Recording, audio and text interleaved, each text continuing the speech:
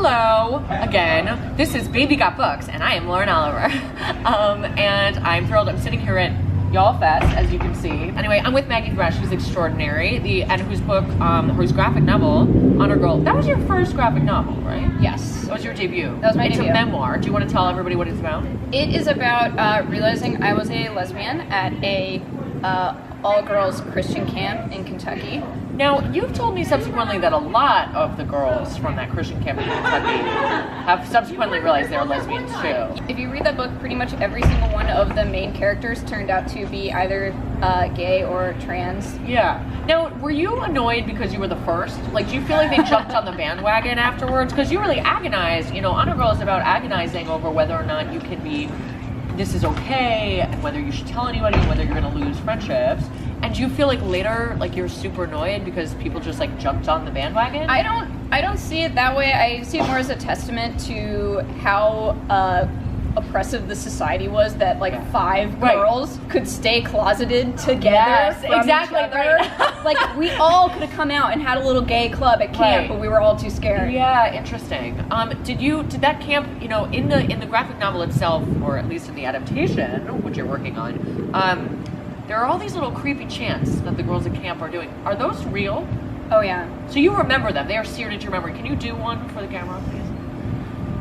There's a one, if you're ever in love with someone, everyone sings, "We hear the whippoorwill singing above.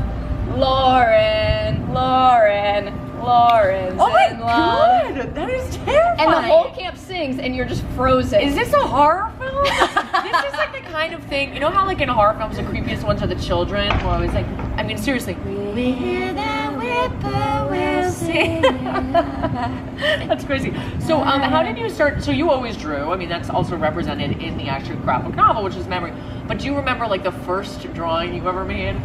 Yes, it was probably, I was exacting revenge on a girl in my 5th grade class who had stolen my best friend. Oh. And I wrote a comic, her name was Katie, I wrote a comic about how horrible Katie was. Yeah, well she's terrible. We hate Katie still to this day. And this book you could say it's revenge against the camp that oppressed me. Exactly. So that's where my so creative your art output comes from revenge. Yeah. So what else are you working on now? There's an Honor Girl sequel coming out next year, so you'll get to see what happens after that fateful summer of self-awakening. I also have 2... Does it take place right afterwards? It takes place a year and a half later. Okay, all right, got it. It actually takes place between camp and the epilogue. Ooh! So it's like a weird little footnote. Cool. Yeah. Cool. And I also have 2 Tawdry, I have my Tawdry mystery series, which is like, it's like Gossip Girl with diversity and murder. Okay, I'm in. Yeah. Everything about this is in. I don't want to talk about the Ed Westwick news. It's too Oh my God, yeah. Like, it's too upsetting. No. I mean, not that Chuck, you know, in retrospect, are we surprised? We all should have known. Yeah, we should have known, I know. But, okay, so that's really exciting. Wait, title? Do you want to care to give a title? Yes, Strange Truth and Strange Lies. Ooh, love it. And then also, what graphic novels, there have been, I feel like there's been like a real renaissance of graphic novels that cover such a wide variety of topics that used to be, you know, graphic novels as a genre as opposed to just kind of the ghettoization of comics or children, you know, kind of. Or compilations. Exactly. What are some of your favorite graphic novels of recent years? The 2 that I read religiously are Scott Pilgrim. Yeah.